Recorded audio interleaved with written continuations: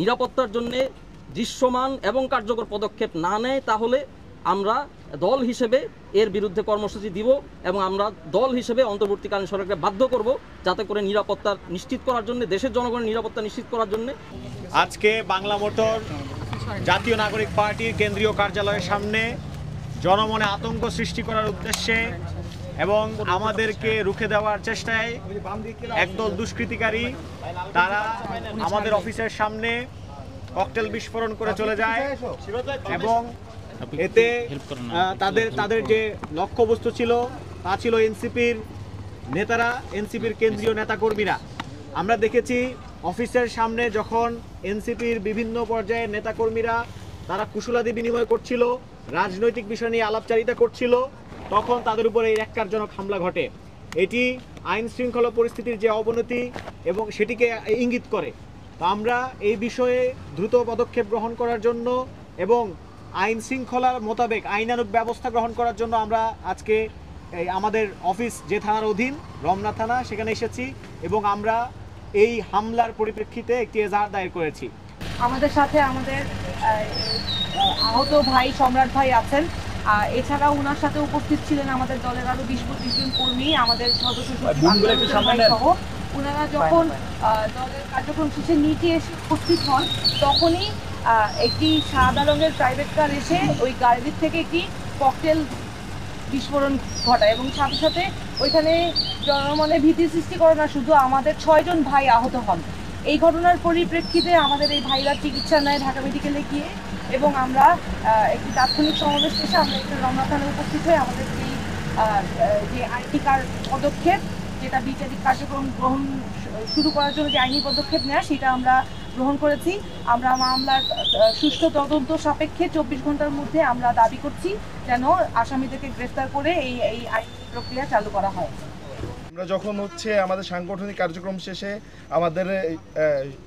আমাদের সংগ্রামী সদস্য আক্তার হোসেন সহ আমাদের মহানগর আরো নেতৃবৃন্দ ছিল এবং আমি সহ আমাদের মহানগর সানাউল্লাহ ভাই সহ আমরা যখন ছিলাম, ওই মুহূর্তেই বাংলা মোটর মোড়ে একটি গাড়ি থেকে যে ককটেলটি বিস্ফোরণ করা হয় এবং আপনারা জানেন যে গতকালকেও বাংলা মোটরে এনসিপির কেন্দ্রীয় কার্যালয়ের নিচে আরও একটি ককটেলের বিস্ফোরণ ঘটানো হয়েছিল। অর্থাৎ আমাদের যে নতুন দলের নিবন্ধন প্রক্রিয়া এবং এই নিবন্ধন প্রক্রিয়ায় সাধারণ মানুষের যে অংশগ্রহণ এবং স্বতঃস্ফূর্ত অংশগ্রহণ, সেই অংশগ্রহণকে বাধাগ্রস্ত করার জন্য, সাধারণ মানুষকে ভয় দেখানোর জন্য এবং স্পষ্টত আমাদের কেন্দ্রীয় নেতৃবৃন্দের উপর হত্যা চেষ্টার উদ্দেশ্যে এই হামলাটি করা হয়। এবং আপনি দেখতে পাচ্ছেন আমার সাথে যে আমাদের ঢাকা মহানগর দক্ষিণের যে সংগঠক আসিফউদ্দিন সম্রাট রয়েছে, সে মারাত্মকভাবে আহত হয় এবং তার পাশেই ককটেলটি বিস্ফোরণ ঘটে এবং তাকে নিয়ে আমরা তৎক্ষণাৎ ঢাকা মেডিকেল কলেজে নিয়ে যাই। ঢাকা মেডিকেল কলেজে তার প্রাথমিক চিকিৎসা দেওয়া হয় এবং প্রাথমিক চিকিৎসা শেষে তাকে অনেকগুলো পরীক্ষা দেওয়া হয়েছে। কিছু পরীক্ষা আমরা আজকে রাতে করেছি এবং কিছু পরীক্ষা আগামীকালকে সকালে হবে এবং সেই পরীক্ষার যে ফলাফল তার উপর ভিত্তি করে ভবিষ্যতে চিকিৎসকরা যে সিদ্ধান্ত দিবে তার চিকিৎসা প্রক্রিয়াটি কীরকম হবে। এবং এই অবস্থায় আপাতত আজকে রাতের জন্য ডাক্তাররা পরামর্শ দিয়েছেন তিনি যেন বাসায় অবস্থান করেন, পরবর্তীতে কালকের যে রিপোর্ট সেই রিপোর্টগুলি পাওয়ার পর তাদের চিকিৎসা কার্যক্রম করা হবে।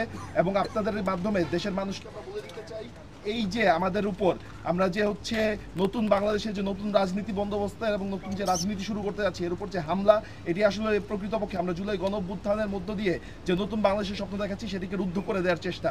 এবং এই জায়গায় আমরা মনে করি পুরনো ফ্যাসিবাদ এবং নব্য যে ফ্যাসিবাদ আমরা দেখতে পাচ্ছি তার একটি অদ্ভুত মিলন ঘটেছে এবং আমরা বিশ্বাস করি এই ধরনের ফ্যাসিবাদের বিরুদ্ধে আমাদের যে সংগ্রাম সেটি চলমান থাকবে। এরকম আরও বহু আসিফ আহত হলেও যদি আমাদেরকে আবারও শহীদ হতে হয়, আসিফের রক্তের উপর দিয়ে দাঁড়িয়ে নতুন বাংলাদেশ আমরা বিনির্মাণ করবো ইনশাআল্লাহ। ইনকিলাব জিন্দাবাদ। বর্তমানে দেশে একটি অস্বাভাবিক পরিস্থিতি বিরাজ করছে। বাংলাদেশ আওয়ামী লীগ, ছাত্রলীগ, যুবলীগ সহ এই সন্ত্রাসী সংগঠন এবং তার সকল অঙ্গ সংগঠনকে নিষিদ্ধ করার প্রক্রিয়া চলমান আছে। তাদের বিচার চলছে, তাদের কার্যক্রম অনির্দিষ্টকালের জন্য নিষিদ্ধ করা হয়েছে। এরকম একটি পরিস্থিতিতে এই সন্ত্রাসী সংগঠনের যারা সংশ্লিষ্ট তাদেরকে আমরা বিভিন্নভাবে সন্ত্রাস এবং অপরাধমূলক কার্যক্রম করার বিভিন্ন প্রচেষ্টায় দেখব, এটাই স্বাভাবিক। কিন্তু সেদিক থেকে অন্তর্বর্তীকালীন সরকারকে আমরা কোনো পদক্ষেপ নিতে দেখি নাই। এখন পর্যন্ত অসংখ্য আসামি, অপরাধী উন্মুক্তভাবে ঘোরাফেরা করছেন, তাদেরকে গ্রেফতার করা হচ্ছে না এবং বরং এই গাফিলতি থাকা সত্ত্বেও আমরা বারবার দেখেছি অন্তর্বর্তীকালীন সরকার মাঝে মাঝেই তাদের বিভিন্ন বক্তব্যে তারা কাগুজে ভাষায় হুঙ্কার দিচ্ছেন। এই ধরনের অর্থহীন কাজকর্ম করার ফলাফল হচ্ছে আজকে জাতীয় নাগরিক পার্টির অফিসে এই ককটেল বোমা বিস্ফোরণ, ককটেল হামলা। এবং এর মাধ্যমে যেটা বোঝা যাচ্ছে যারা জুলাইয়ে প্রথম সারিতে থেকে আন্দোলন করেছেন আমাদের আক্তার ভাইয়ের মতো, তাদের জীবনের নিরাপত্তাও কিন্তু অন্তর্বর্তীকালীন সরকার তারা দিতে ব্যর্থ হচ্ছেন তাদের ইনএফিসিয়েন্সি, তাদের অদক্ষতার কারণে। এবং তারা বর্তমানে যে ট্রানজিশনাল পরিস্থিতি চলছে এটাকে তারা গুরুত্বের সাথে নিচ্ছেন না। যারা সামনে থেকে গণঅভ্যুত্থানের নেতৃত্ব দিয়েছেন, আমরা বারবার বলে এসেছি, যদি এই সরকারের কোনো প্রকার দুর্বলতা থেকে থাকে, যদি এই সরকারের সামর্থ্যে কোনো ঘাটতি থেকে থাকে, তারা আমাদেরকে বলুক। তারা দেশের জনতা তাদেরকে সহায়তা করতে প্রস্তুত আছে। এবং এই প্রশ্নে যে কোনো প্রকার সন্ত্রাসী এবং অপরাধমূলক কার্যক্রম ঠেকিয়ে দেওয়ার প্রশ্নে জনগণ ঐক্যবদ্ধ। কিন্তু এখন পর্যন্ত সরকারকে আমরা সে ধরনের কোনো পদক্ষেপ নিতে দেখি না, লোক দেখানো কিছু কাজ ছাড়া।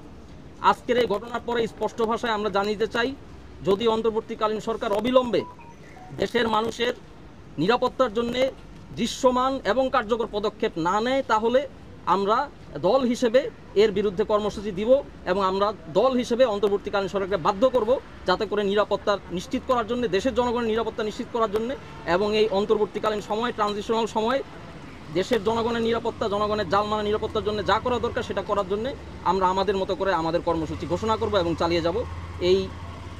এই প্রত্যাশা আমরা রাখছি, আপনাদের সহায়তা কামনা করছি। এবং আজকে যে ন্যাক্কারজনক হামলার ঘটনা ঘটেছে এর সাথে জড়িত যারা, তাদেরকে অবিলম্বে চিহ্নিত করে বিচারের মুখোমুখি করার দাবি জানাচ্ছি।